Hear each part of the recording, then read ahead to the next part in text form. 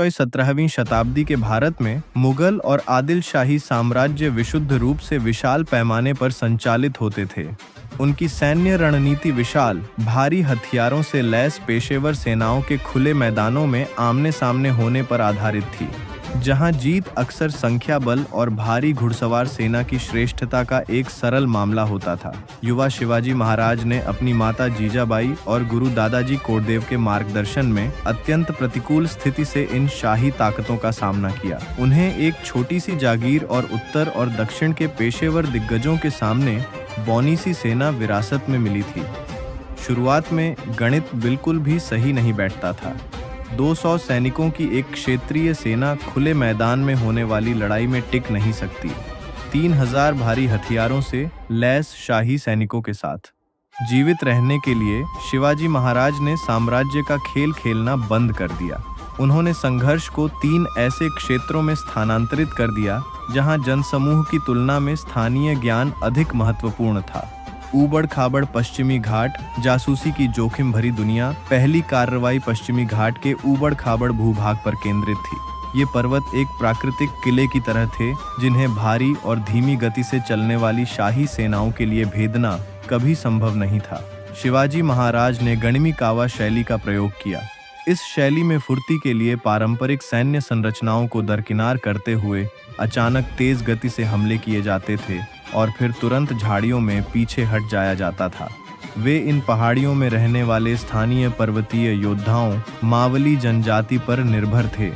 मुगल दरबारों के भारी कवचधारी योद्धाओं के विपरीत ये सैनिक हल्के फुल्के ढंग से चलते थे और भूगोल के अपने ज्ञान का उपयोग करके उन इलाकों को पार कर लेते थे जहां बाहरी लोगों के लिए जाना असंभव था। गढ़ की संकरी दर्रों में शाही सेना की संख्यात्मक श्रेष्ठता एक बोझ बन जाती थी। पर्वतीय योद्धा हजारों सैनिकों के दल को घेर सकते थे, उनकी भारी तोपों को बेअसर कर सकते थे और इलाके को ही हथियार बना सकते थे। पहाड़ों में सफलता के लिए केवल गति ही काफी नहीं थी। इसके लिए यह जानना आवश्यक था कि दुश्मन कब और कहां सबसे अधिक कमजोर होगा। इससे संघर्ष एक जटिल और रहस्यमयी दुनिया में प्रवेश कर गया।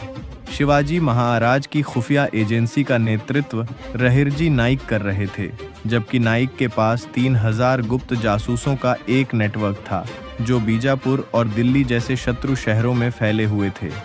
बिना संदेह पैदा किए सूचना पहुंचाने के लिए इन जासूसों ने जानवरों और पक्षियों की आवाज़ों की एक प्रणाली का उपयोग किया।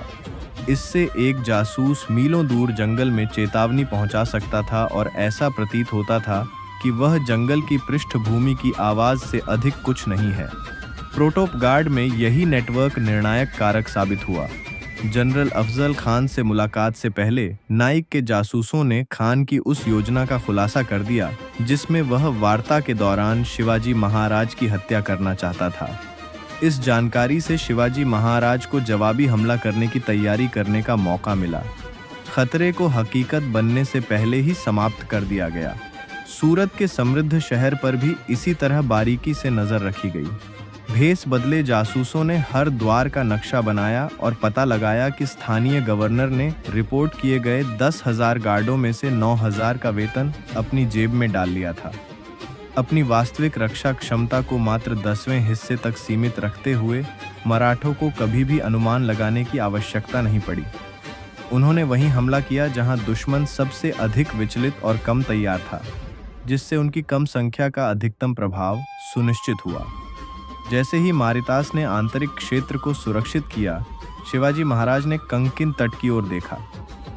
उन्होंने महसूस किया कि हालांकि भूमि रक्षा के योग्य हो रही थी, लेकिन समुद्र विदेशी नौसेनाओं और शाही बेड़ों के लिए एक खुला द्वार बना हुआ था। उन्होंने सीधे पानी पर विशाल नौसैनिक अड्डों का निर्माण शुरू किया। सिंधुदुर्ग जैसे किले, जिनकी भारी घुमावदार पत्थर की दीवारें यहाँ दिखाई गई हैं, अरब सागर में शक्ति का प्रदर्शन करने और साम्राज्यों को तट तक आसान पहुंच से वंचित करने के लिए डिजाइन किए गए थे। उन्होंने एक समर्पित नौसैनिक कमान की स्थापना की, जिसमें कान्होजी आंग्रे जैसे अनुभवी नेताओं और दलित खान जैसे मुस्लिम एडमिरलों की भर्ती की गई। इससे यह सुनिश्चित हुआ कि मराठा सेना पहाड़ी दर्रों की रक्षा के साथ साथ तटरेखा की भी प्रभावी ढंग से रक्षा कर सके। इस तटीय रक्षा ने उनके क्षेत्र में अंतिम अंतर को भी पाट दिया। समुद्र पर नियंत्रण स्थापित करके उन्होंने घाटों की चोटियों से लेकर अरब सागर के ज्वार तक फैला एक सुरक्षित घेरा बना लिया था। 1674 तक पहाड़ों, छायाओं और समुद्र में मिली ये सफलताएं अपने तार्किक निष्कर्ष पर पहुंच गईं।